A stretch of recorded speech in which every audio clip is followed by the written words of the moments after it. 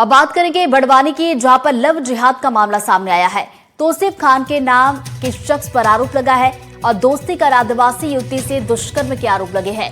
दुष्कर्म के बाद शादी का दबाव बनाने का भी आरोप लगा। आरोपी की सोशल मीडिया के जरिए दोस्ती हुई थी। पुलिस ने आरोपी तौसीफ को गिरफ्तार किया है।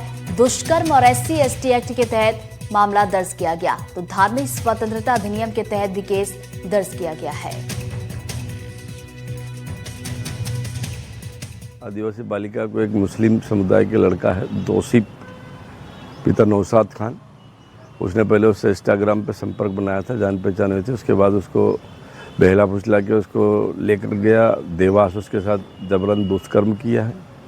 वो उसको जानते हुए उसके साथ दुष्कर्म करके शादी बनाने का दबाव बना रहा था और बता रहा था कि तुमको बुर्का पहनना पड़ेगा, नमाज पढ़ना पड़ेगी, मुस्लिम धर्म अपनाना पड़ेगा, इस प्रकार के बोल रहा था। उसकी रिपोर्ट में हमने दुष्कर्म, SC/ST एक्ट और धर्मांतरण धार्मिक स्वतंत्रता अधिनियम के तहत हमने अपराध पंजीबद्ध किया है और आरोपी को भी राउंड अप कर लिया है।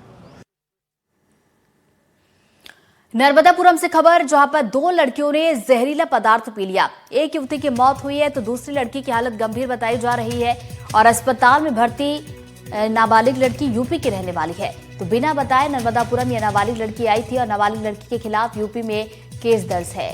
तो नर्मदापुरम का ये पूरा मामला, 2 लड़कियां जिन्होंने जहरीला पदार्थ पिया है, जिसमें एक युवती की मौत हो गई तो वही दूसरे की हालत गंभीर बताई जा रही है।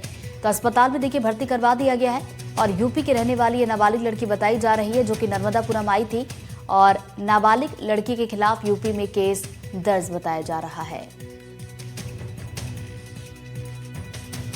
पुलिस मौके पर पहुंची थी और नाबालिग बयान देने वाले थे, जिसके बयान नहीं हुए हैं। उस नाबालिग लड़की का यूपी के में 363 का अपराध दर्ज है। वहाँ की पुलिस को सूचित किया गया है, वो आगे वैधानिक कार्रवाई करेंगे। इसी तारतम्य में उसकी जो सहेली थी, जो लोकल की यहाँ की थी, उसने भी साथ में जहर था, उसकी मृत्यु हो गई, जिसका मर्ग कोतवाली थाने पे कायम हुआ है, जिसकी डायरी आने के बाद जांच की जाएगी। जमोड़ी से फिर जमोड़ी आंगन में खड़ी थी, पीछे कुआं है, उसके बाथरूम लेटरिन है। तो जामोड़ी ने सुनी कि जाने फिनाइल पी रही बात, तो आड़ी कर गई थी उल्टी करते हुए। एक निरमा का डब्बा था सर, जाने भी तो खा ली। दोनों को खींच के तो आंगन में लाए। अंबिकापुर से खबर, जो SCCL खदान एक्सटेंशन का मामला। जी हां, SCCL प्रबंधन ने रात में सीमांकन की कार्रवाई की है। मौके पर बड़ी संख्या में पुलिस बल तैनात है। अन्य जिलों से भी पुलिस बुलाई गई है और अमेरा कोल खदान के एक्सटेंशन का विरोध किया जा रहा है। तो कल पुलिस और ग्रामीणों में झड़प भी देखने को मिली थी। तो अंबिकापुर का ये पूरा मामला है, SCCL खदान एक्सटेंशन का ये मामला, जहां SCCL प्रबंधन ने रात में सीमांकन की कार्रवाई की है और मौके पर बड़ी संख्या में पुलिस बल तैनात किया गया है। तो अन्य जिलों से भी पुलिस को बुलाया गया है। अमेरा कोल खदान के एक्सटेंशन का विरोध देखने को मिल रहा है। तो बीते दिन पुलिस और ग्रामीणों के बीच झड़प भी हुई थी और जिस तरह की स्थिति वहां पर बनी हुई है, इसको देखते हुए बड़ी संख्या में पुलिस बल को मौके पर तैनात कर दिया गया है।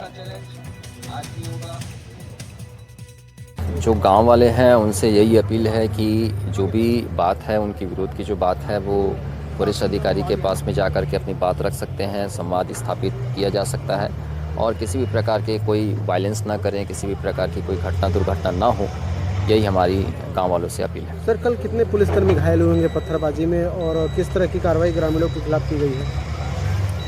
कल करीबन 40 से 50 पुलिस अधिकारी कर्मचारी को चोट लगी है, जिसमें कि हमारे कार्यपालिक मजिस्ट्रेट को भी चोट लगी है और सबका जो है MLC करवाया गया है। आज भी MLC करवाया जाएगा, उनका मुआवजा करवाया जाएगा और उक्त प्रकरण में करीबन 8 से 10 लोगों को जो है वो हिरासत में लिया गया है।